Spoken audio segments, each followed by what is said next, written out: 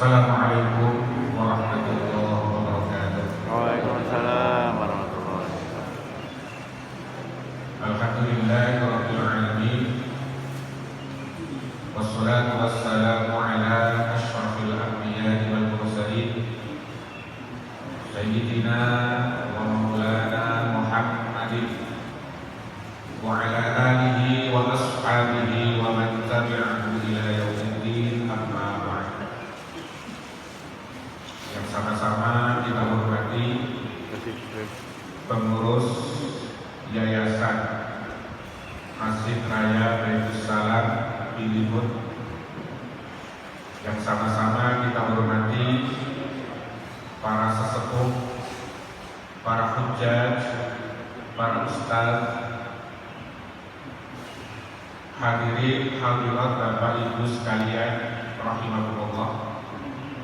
Alhamdulillah, pada pagi hari ini kita masih dalam suasana peringatan Maulid Nabi Muhammad Sallallahu Alaihi Wasallam, yaitu kelahiran Rasulullah Sallallahu Alaihi Wasallam. Maka pada kesempatan pagi hari ini kita akan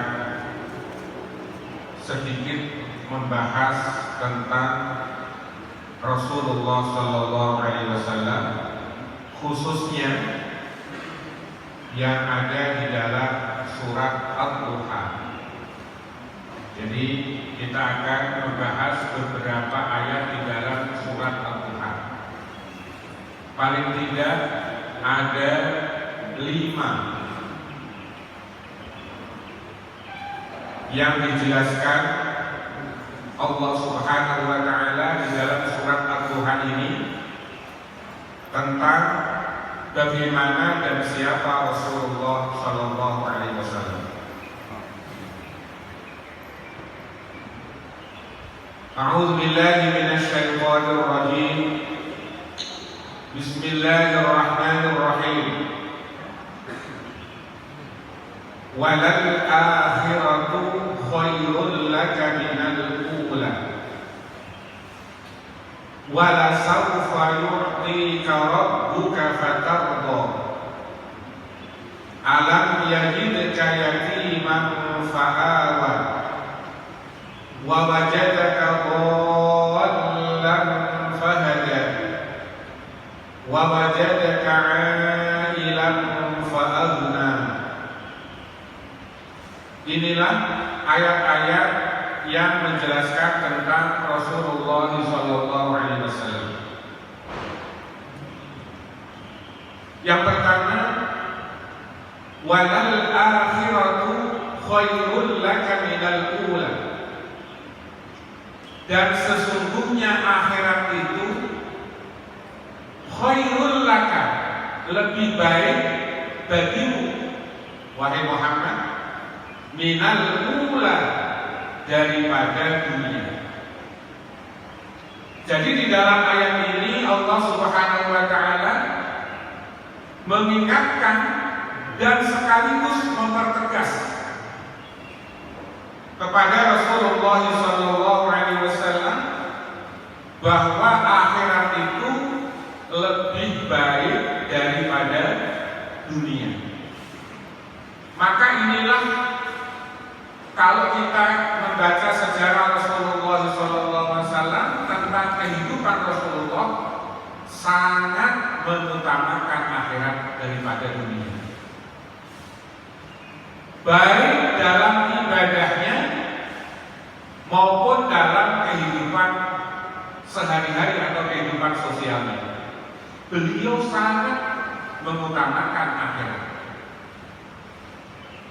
Bahkan Rasulullah Sallallahu Alaihi Wasallam bersabda dalam salah satu hadisnya, Allahumma la 'isha illa 'ishul akhirah, la 'isha illa 'ishul akhirah.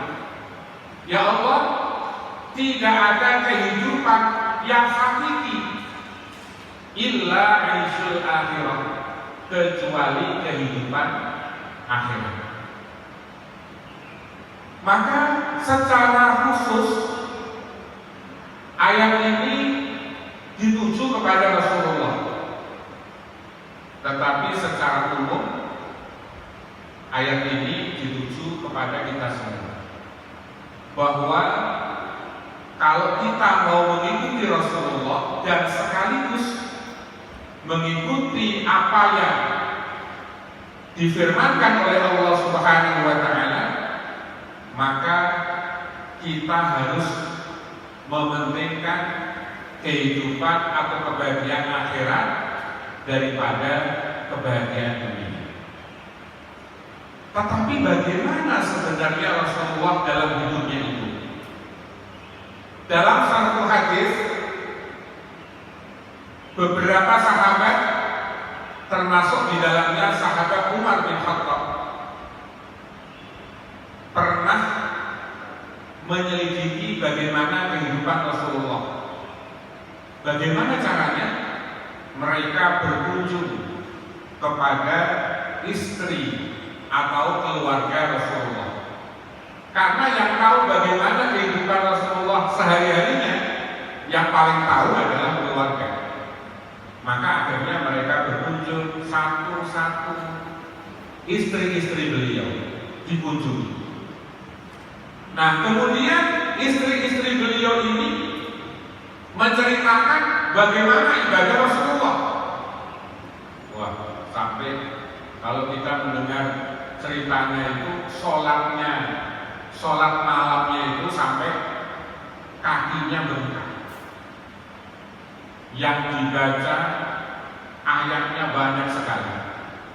Bahkan pernah 3 juz dalam sekali berdiri. Kira-kira kita berapa juz? Beliau ya. Bahkan yang paling sedikit itu 100 ayat yang beliau baca sekali berdiri. Maka ada hadis yang mengatakan orang yang qiyamul lail dalam 1 kali berdiri membaca 100 ayat, insya Allah nanti di surga termasuk illiyin, orang yang mendapat tingkatan yang tinggi di sisi Allah Subhanahu wa Ta'ala. Bagaimana kehidupan sosial Rasulullah diceritakan oleh istri-istri Rasulullah itu. Kemudian apa yang dikatakan oleh sahabat? Para sahabat akhirnya mengatakan, demi Allah, saya setiap malam akan selalu bangun dan tidak akan pernah tidur. Ini janji saya. Katanya begitu di antara sahabat itu. Ada juga yang mengatakan, saya seumur hidup akan berpuasa. Ada juga yang mengatakan, saya selama-lamanya tidak akan menikah seumur hidup. Kira-kira tekad sahabat yang begitu tinggi itu mengamalkan Islam, kira-kira dibenarkan oleh Rasulullah apa tidak kira-kira? Ternyata apa yang dikatakan Rasulullah ketika para sahabat bersumpah seperti itu, maka Rasulullah bersabda, antumul ladzina qultum kadza wa kadza. Apakah kalian tadi yang mengatakan begini? Ada yang mengatakan bersumpah puasa seumur hidup, tidak pernah menikah, dan bahkan ada yang bersumpah tidak akan tidur selama-lamanya di malam hari. Ama wallahi inni la akhsyakum lillah wa atqakum lahu. Demi Allah, saya itu adalah orang yang paling takut kepada Allah dan paling bertakwa daripada kalian semua. Walakinni asumu wa uftiru wa usalli wa arqud wa atazawwaju nisa. Akan tetapi saya puasa, juga terkadang tidak puasa. Saya sholat, juga terkadang tidur malam. Dan saya juga menikahi wanita. Kemudian di dalam hadis itu diakhiri, famar radiba an sunnati falaysa minni. Maka siapa yang tidak mengikuti sunnahku, maka dia tidak termasuk golongan. Jadi kalau di dalam ayat ini Allah berfirman walal akhiratu khairul laka minal ula, dan sesungguhnya kehidupan akhirat itu lebih baik bagimu wahai Muhammad daripada kehidupan dunia. Itu artinya bukan hidup ini hanya dimanfaatkan untuk ibadah-ibadah makhluk, ibadah-ibadah yang sifatnya pribadi. Tetapi dalam kenyataannya Rasulullah SAW hidupnya normal seperti manusia biasa. Akan tetapi dalam hidupnya ini diprioritaskan untuk menggapai kebahagiaan akhirat. Kalau seandainya dia bekerja, maka kerjanya diniati baik. Seandainya dia melaksanakan gotong royong di masyarakat, maka niatnya juga baik. Diniati ikhlas karena Allah Subhanahu wa Ta'ala. Maka yang ini walaupun kelihatannya amal-amal duniawi, tetapi dengan niat yang baik, maka itu akan bernilai untuk mendapatkan pahala di akhirat nanti. Bahkan tidur, makan, kalau niatnya baik, itu juga memiliki nilai di sisi Allah Subhanahu wa Ta'ala. Paling tidak ketika kita makan, niatnya adalah saya makan agar kuat untuk melaksanakan ibadah. Saya tidur agar kuat untuk melaksanakan ibadah. Ini juga menjadi amal akhirat. Itu yang dilakukan oleh Rasulullah SAW. Kemudian yang kedua, wala sawfa yu'tika rabbuka fatarda. Maka sungguh Tuhanmu akan memberikan kepadamu sesuatu yang akan memuaskan hatimu. Jadi Allah Subhanahu wa Ta'ala di dalam ayat ini berjanji kepada Rasulullah akan memberikan kenikmatan-kenikmatan yang Rasulullah nanti akhirnya ridho. Ridho di sini hatinya puas, hatinya senang. Apa itu? Maka di sini disebutkan saufa yu'tika rabbuka fil akhirah minas thawab wal karamah wasyafa'ah. Allah akan memberikan di dalam kehidupan akhirat nanti kepada Rasulullah as-thawab, pahala yang besar, wal karamah, kemuliaan, wasyafa'ah, dan syafaat atau memberikan pertolongan kepada manusia, wa ghairi dzalik, dan yang lain-lain. Menurut Ibnu Abbas bahwa yang paling Nabi Muhammad senangi dan harapkan sehingga Nabi Muhammad ini hatinya senang dan ridho adalah memberikan syafaat di hari kiamat kepada umatnya. Sebagaimana di dalam hadis disebutkan suatu ketika nanti di akhirat Nabi Muhammad yang dikatakan itu adalah Allahumma ummati ummati, ya Allah umatku umatku, ya Allah umatku umatku. Itu yang disampaikan Nabi Muhammad. Wabaka, dan Nabi Muhammad menangis karena dilihat banyak sekali umat Rasulullah ini yang belum lolos untuk bisa masuk surga. Kemudian Allah Subhanahu wa taala bersabda, berfirman, "Ya Jibril, irhab ila Muhammad was'alhu ma yubkik." Wahai Jibril, datangi Muhammad, apa yang menjadikan dia menangis? Padahal Allah Subhanahu wa taala Maha tahu. Tetapi hukum syariatnya menyuruh malaikat Jibril.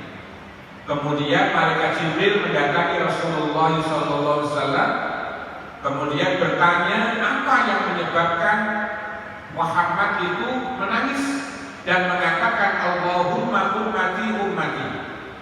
Kemudian Rasulullah menceritakan apa yang menjadi pikirannya. Yang menjadi pikirannya adalah banyak di antara umat Nabi Muhammad ini yang belum lolos untuk bisa masuk surga.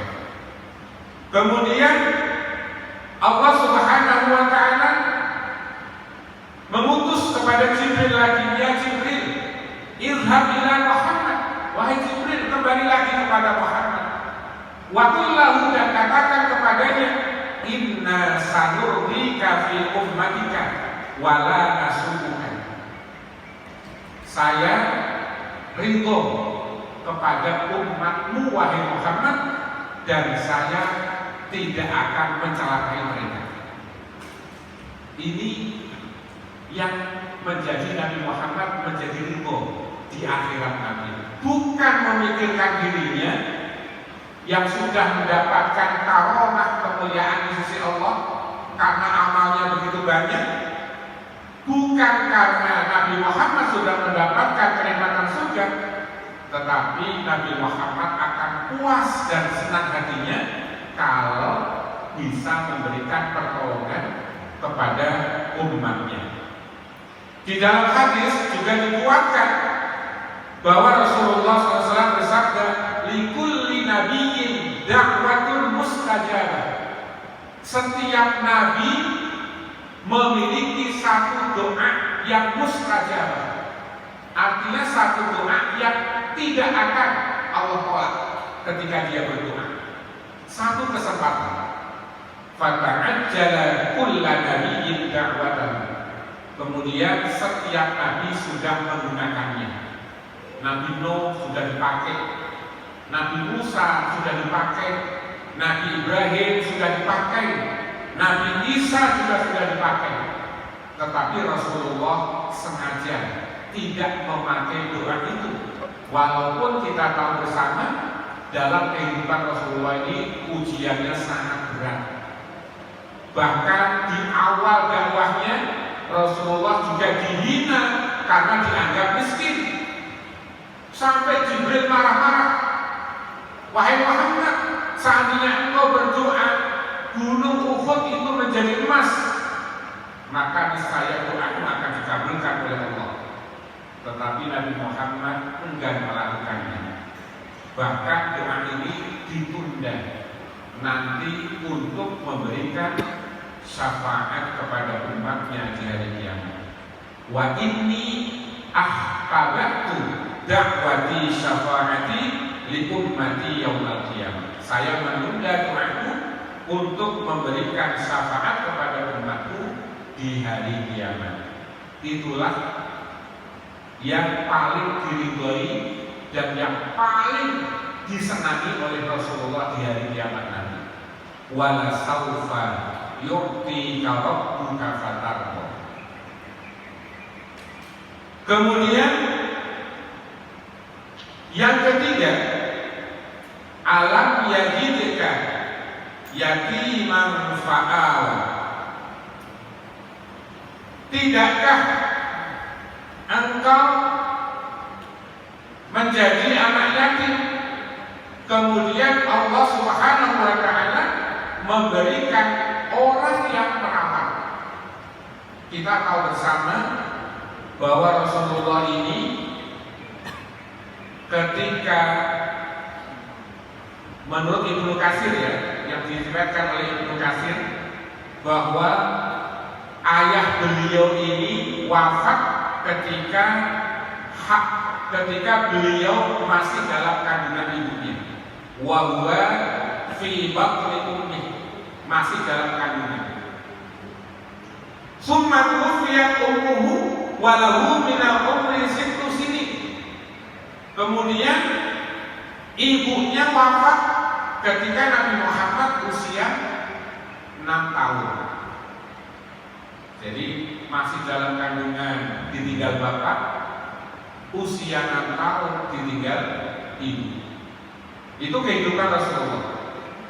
Summa kana fi kafalati jaddihi. Kemudian ketika Rasulullah itu ibunya wafat, siapa yang menanggung Rasulullah? Ini semua atas pertolongan Allah. Adalah kakeknya yang bernama Abdul Muttalib.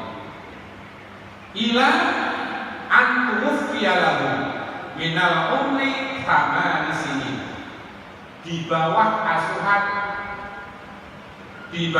asuhan Abdul Muttalib, Rasulullah sampai berusia 8 tahun. Sama di sini 8 tahun. Fakaffaluhu anhu.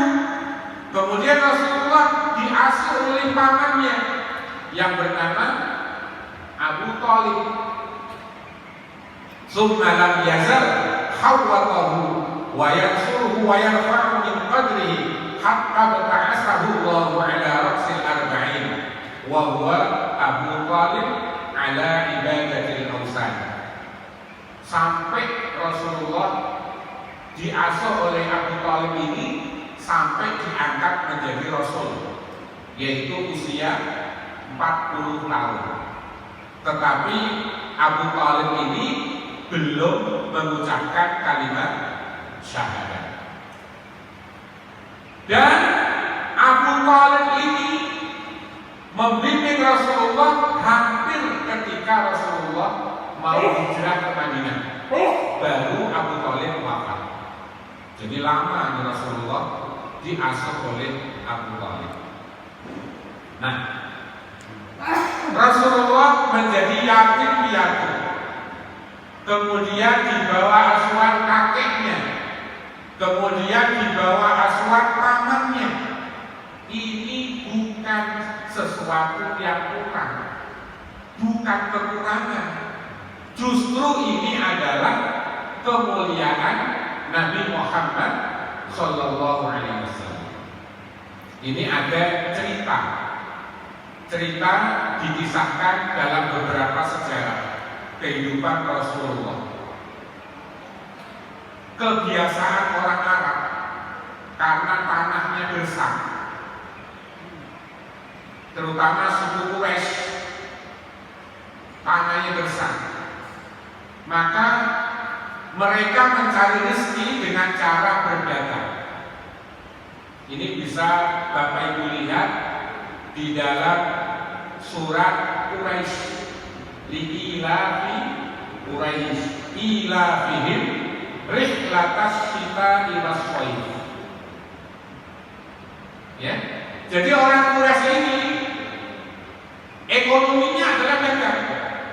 Bukan seperti kita yang alhamdulillah menjadi negara yang sangat subur. Di Arab tidak begitu. Kita tahu bersama di sana yang ada itu adalah batu. Gunungnya juga gunung batu. Saya pikir Arab itu kayak gimana gitu ya, indah gitu. Ternyata gunung batu. Bahkan sekeliling Ka'bah itu dulunya juga gunung. Sekarang sudah mulai dipugar, mau dijadikan hotel, dan itu isinya bagus semua. Kalau di Indonesia kalau ada gunung itu sangat subur daerahnya, penuh dengan tanaman. Sampai Jabal Rahmah, kemudian Gua Hira juga isinya bagus semua. Maka kehidupan mereka ini berdagang. Ketika musim dingin, mereka berdagang ke Yaman. Musim panas berdagang ke Syam. Maka Nabi Muhammad juga seperti itu. Ketika usia, ada sebagian ulama yang mengatakan 9 tahun, Ada sebagian ulama yang berpendapat 12 tahun Nabi Muhammad diajak oleh pamannya namanya Abu Thalib untuk berdagang ke daerah Syam. Berdagang ke Syam berarti musim panas ke Syam. Kalau musim dingin ke Yaman. Itu diabadikan di dalam surat Quraisy, li'ilafihim rihlatas syita'i was-shaif. Nah, ketika dalam perjalanan menuju Syam, tibalah rombongan pedagang Quraisy yang salah satu di dalamnya ada Abu Thalib dan Nabi Muhammad yang waktu itu masih kecil, belum menjadi nabi. Ada pendeta yang namanya Buhairah. Pendeta Buhairah. Dia ini mengamati. Ini ada pedagang, gerombolan pedagang dari Quraisy, selalu diikuti oleh awam. Jadi pedagang itu diikuti oleh awam. Jadi nggak terasa panas. Ini pasti ada yang aneh atau ada yang istimewa di antara pedagang itu. Karena apa? Di dalam kitab Taurat itu memang sudah disebutkan tanda-tanda Nabi akhir zaman. Bahkan di dalam kitab Injil juga ada tanda-tanda Nabi akhir zaman. Tapi masalahnya adalah banyak rahib yang sengaja membuang tulisan itu, ya, membuang tulisan itu sengaja dibuang karena dia nggak mau ada nabi setelah Isa atau ada nabi setelah Musa, karena maunya nabi itu dari Israel. Ini ada nabi kok bukan dari Israel, bukan dari Yahudi, maka dia nggak mau. Nah, tanda-tandanya salah satu adalah bahwa nabi akhir zaman itu selalu diikuti oleh awam. Nah, itu diamati terus ini, diamati terus. Ini ada awam diikuti kabilah pedagang dari Quraisy. Kemudian dia lihat pohon-pohon itu menghormat. Nah, ini yang tahu nih ahli kitab ini. Kalau bukan ahli kitab nggak tahu, karena nggak baca Injil dan nggak baca Taurat. Nah, kemudian diteliti siapa ini orang yang istimewa ini. Ini pasti akan menjadi nabi akhir zaman. Kemudian setelah diteliti satu persatu, menemukanlah anak kecil ini, umur antara 9 sampai atau 12 tahun. Nah, kemudian tanya, ini anak kecil ini bapaknya siapa? Ternyata Abu Thalib yang mengaku jadi bapaknya. Saya bapaknya. Oh, nggak mungkin, kata Buhairah, nggak mungkin. Karena apa?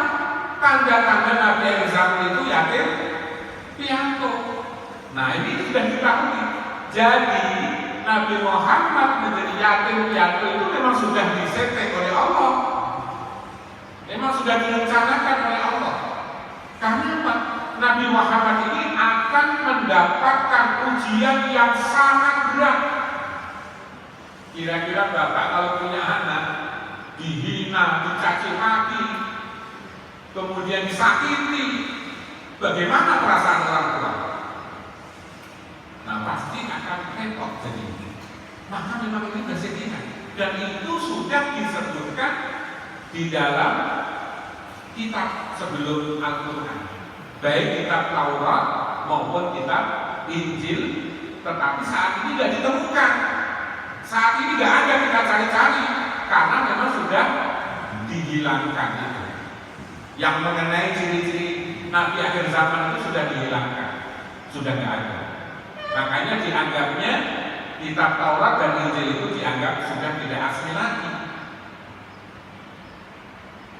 Kemudian akhirnya Abu Thalib ini mengaku kalau ini bukan bapaknya, tapi ini adalah pamannya. Nah, Bukhairah semakin yakin bahwa ini nanti akan menjadi nabi akhir zaman. Maka akhirnya si Bukhairah ini, si rahib ini akhirnya memberi pesan kepada Abu Thalib bahwa kamu harus benar-benar jaga dan kalau bisa kembali saja, karena akan mengancam nyawanya. Orang-orang Yahudi akan mengancam, akan membunuh Rasulullah Shallallahu Alaihi Wasallam. Nah, itu kehidupan Rasulullah di masa kecil. Kemudian yang keempat, wa wajadaka dhallan fahada. Allah Subhanahu wa taala menemukan kamu dalam keadaan yang tersesat. Kemudian ia memberikan petunjuk. Jadi Nabi Muhammad sebelum mendapat wahyu itu tidak tahu mal kita walal iman. Ma kunta tadri mal kita walal iman. Nabi Muhammad itu gak ngerti apa itu Al-Quran, apa itu iman. Maka nanti Allah lah yang memberikan petunjuk kepada Muhammad Sallallahu Alaihi Wasallam. Bahkan sebagian ahli sejarah yang Nabi Muhammad ummi, ya Nabi Muhammad itu gelarnya adalah ummi. Itu sebagian ahli sejarah ada yang mengartikan ummi itu artinya gak bisa baca, gak bisa tulis. Tetapi sebagian ulama ada yang tidak mengatakan begitu. Nah, kalau seandainya gak bisa baca, gak bisa tulis, itu pun tidak mengurangi kemuliaan Rasulullah Shallallahu Alaihi Wasallam. Justru ini adalah kelebihan beliau. Sebagaimana di dalam Al-Quran, wa ma yantiqu 'anil hawa in huwa illa wahyu yuha. Nabi Muhammad ketika berbicara, berperilaku itu tidak sesuai dengan dirinya, kemauannya, tetapi semuanya itu berdasarkan wahyu dari Allah Subhanahu wa Ta'ala. Jadi bagaimana Nabi Muhammad itu tidak mengetahui mal kitab walal iman? Ini ada kisahnya. Kisah di mana Rasulullah berada di Gua Hira. Ya, Rasulullah berada di Gua Hira. Nah, ketika Rasulullah berada di Gua Hira itu ketakutan sampai panas dingin, pulang gemeteran, minta kepada Khadijah selimut untuk diselimuti. Gak bisa ngomong, saking takutnya. Kemudian Khadijah bertanya kepada Muhammad, kenapa? Kenapa kamu dari Gua Hira ketakutan seperti itu? Nabi Muhammad kemudian cerita bahwa tadi di gua dia ketemu makhluk. Makhluknya itu ngomongnya Iqra ya Muhammad, Iqra ya Muhammad. Kemudian Nabi Muhammad menjawab, ma ana biqari'in, saya nggak bisa baca, saya nggak bisa berbicara, saya nggak bisa ngomong. Fahaqqani, kemudian dia merangkul saya, sedekap dirangkul. Iqra bismi rabbikal ladzi khalaq, khalaqal insana min 'alaq. Kemudian Nabi Muhammad mengikuti apa yang disampaikan oleh Jibril. Tapi Nabi Muhammad tidak ngerti kalau itu Jibril, tidak ngerti. Tapi Khadijah karena pernah belajar kitab kepada pamannya yang bernama Waraqah bin Naufal. Jadi Khadijah itu sudah mempelajari ciri-ciri Nabi akhir zaman. Makanya sampai ngebet banget kepengen nikah sama Rasulullah walaupun usianya jauh beda. Rasulullah usianya 25, Khadijah usianya 40. Yang tidak lazim bagi orang Arab perempuan tembak duluan, itu nggak lazim. Tapi ini dilakukan oleh Khadijah karena yakin betul ini sesuai dengan apa yang dipelajari dari pamannya yang bernama Waraqah bin Nawfal. Kemudian Khadijah membawa Muhammad kepada pamannya Waraqah bin Nawfal. Apa kata Waraqah ketika diceritakan itu? Hada namus alladzi ja'a bihi ila Musa. Wah, ini namus itu yang pernah mendatangi Musa. Jadi Waraqah pun gak mengatakan itu malaikat, tapi itu namus. Namus itu mungkin ya sekarang dewa itu. Ya, dewa yang pernah mendatangi Musa yang disebutkan di dalam Taurat. Nah, jadi Nabi Muhammad itu semua ilmunya itu berdasarkan wahyu dari Allah Subhanahu wa Ta'ala. Apa yang disampaikan itu wahyu. Makanya surat Al-Duha ini di awal-awalnya ma wadda'aka rabbuka wa ma qala. Ini tidak kita sampaikan karena waktunya ya. Di awal itu wadduha wal laili idza saja ma wadda'aka rabbuka wa ma qala. Karena Nabi Muhammad itu ketika mendapat problem, mendapat pertanyaan, enggak langsung jawab dari pikirannya, nunggu wahyu. Nah, wahyunya lama enggak turun-turun. Padahal Nabi Muhammad sudah janji mau jawab, tapi enggak turun-turun. Akhirnya Nabi Muhammad gelisah. Bahkan ada perempuan namanya Ummu Jamil. Ummu Jamil itu nama bagus Pak. Tapi nanti kalau punya cucu jangan dinamai Ummu Jamil. Ya, Ummu Jamil itu adalah istrinya Abu Lahab. Namanya bagus, Ummu Jamil. Artinya ibu yang cakep, ibu yang cantik. Ya, tapi jangan, itu istrinya Abu Lahab. Apa kata istrinya Abu Lahab? Wahai Muhammad, setanmu itu sudah benci sama kamu, sudah meninggalkan kamu. Setan ngomongnya. Allah itu dianggap apa? Setan atau berhala begitu. Tuhanmu, setanmu itu sudah meninggalkan kamu. Maka dijawab oleh Allah mulai surat Al-Duha ini, ma wadda'aka rabbuka wa ma qala.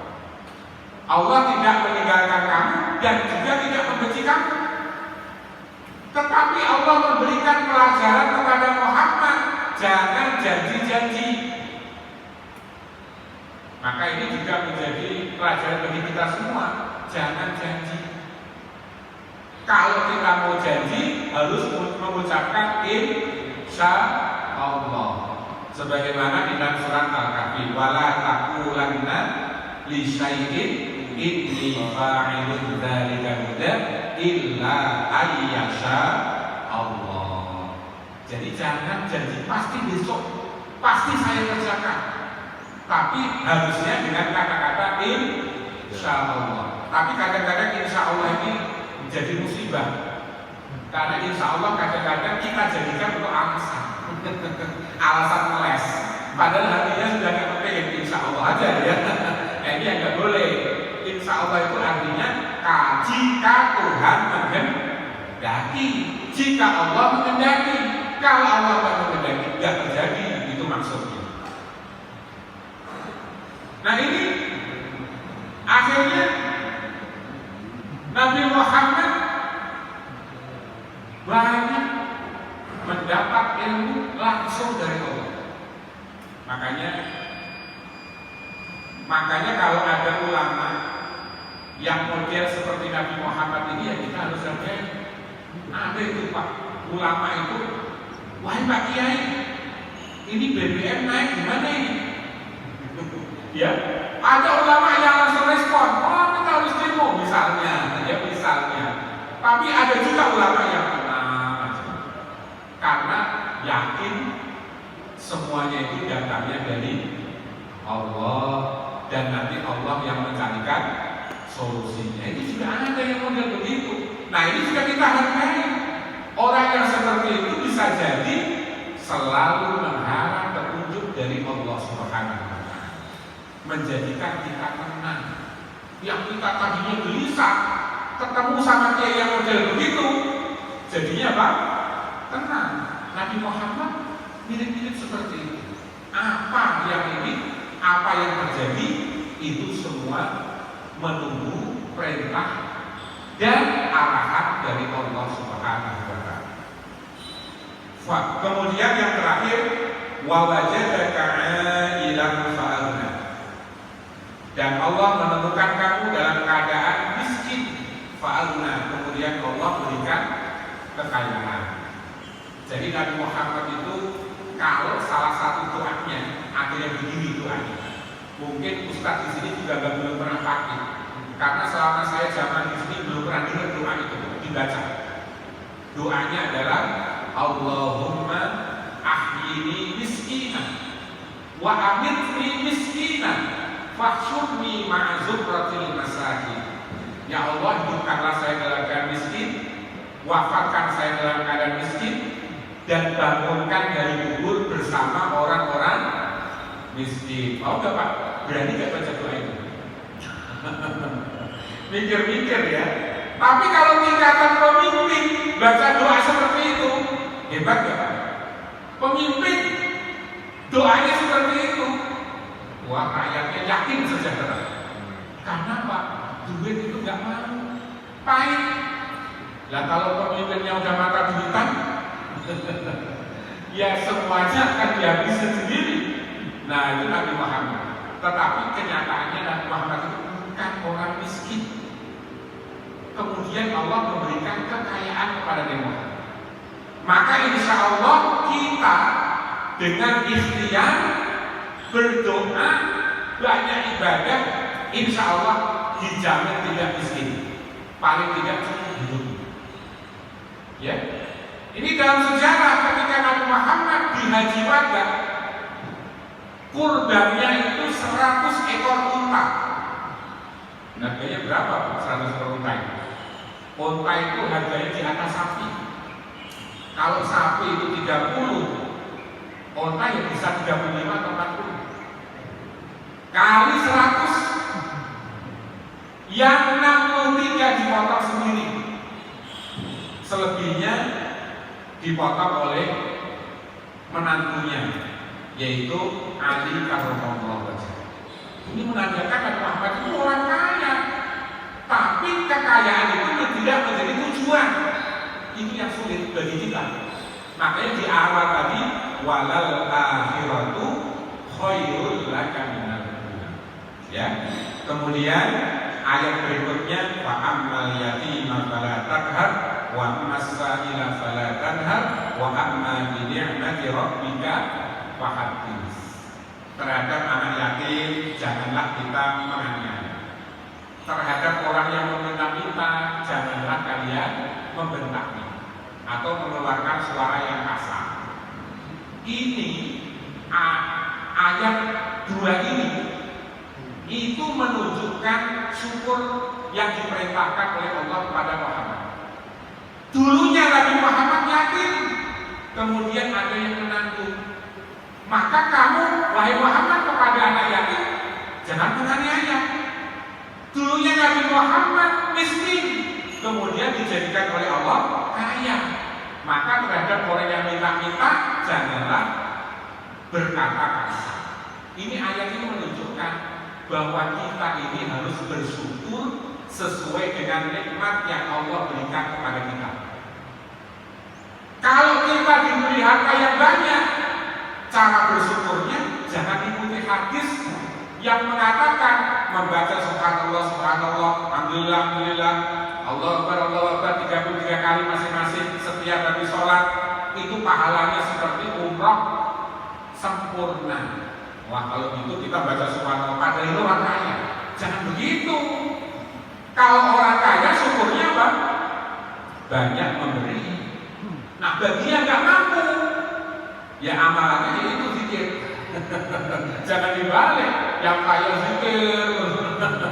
Jadi artinya apa? Syukur itu kita wujudkan sesuai dengan Allah memberikan nikmat kepada kita. Kalau kita dikasih kelebihan ilmu misalnya, syukurnya dengan membagi ilmunya. Kalau kita dikasih kelebihan oleh Allah kekuatan, maka kita wujudkan syukur dengan banyak membantu secara fisik. Seperti itu. Kemudian wa amma bi ni'mati rabbika fahaddits. Terhadap nikmat Allah maka apa namanya? Nyatakan atau wujudkan atau perlihatkan. Ya, fahaddits, kunjingkan. Seringkali kita sebagai manusia begini. Dapat musibah cerita melulu.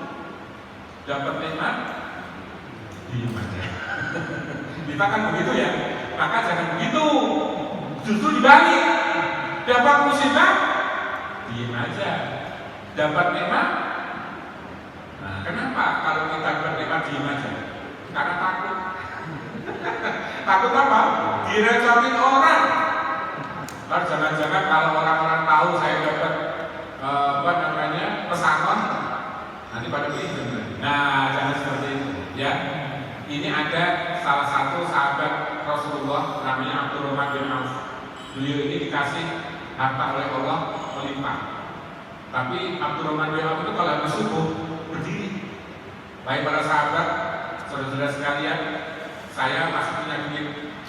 Kalau Bapak Ibu mau pinjam duit sama saya, boleh tanpa bunga. Karena apa? Abdurrahman bin Auf itu membagi hartanya di tiga. Yang pertama untuk keluarganya, yang kedua untuk melanjutkan usahanya, yang ketiga untuk membantu. Nah, jadi proporsional, ya.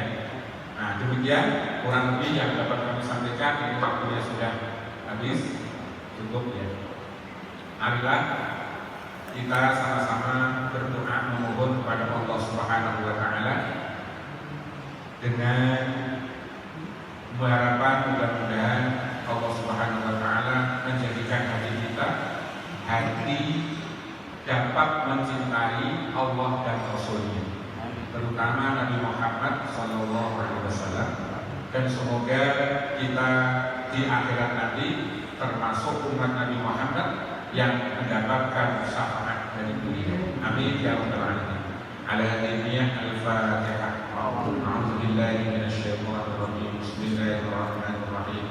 Alhamdulillahirabbil alamin arrahmanir rahim maliki yaumiddin. Iyyaka na'budu wa iyyaka nasta'in. Ihdinas siratal mustaqim.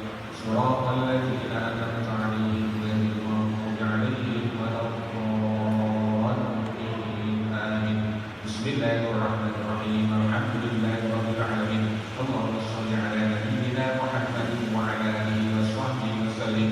Allahumma inna nas'aluka bis-sirril Fatihah wa bi mu'dhamil Fatihah wa bi karamatil Fatihah. Iftah lana abwabal khair, iftah lana abwaban najah, iftah lana abwabas salamah, iftah lana abwabal afiyah, iftah lana abwabal rizqi, iftah lana abwabal ilmi, iftah lana abwabal hikmah, iftah lana abwabal barakah. Ya farijal hammi, ya kashifal ghammi, ya bali'abdihi yaghfir wa yarham, ya dafi'al bala ya Allah, ya dafi'al bala ya Rahman, ya dafi'al bala ya Rahim. Rabbana atina fid dunya hasanah wa fil akhirati hasanah wa qina adzaban nar. Subhana rabbika rabbil izzati amma yasifun wa salamun 'alal mursalin walhamdulillahi rabbil alamin. Wal 'afwa minkum. Wassalamu alaikum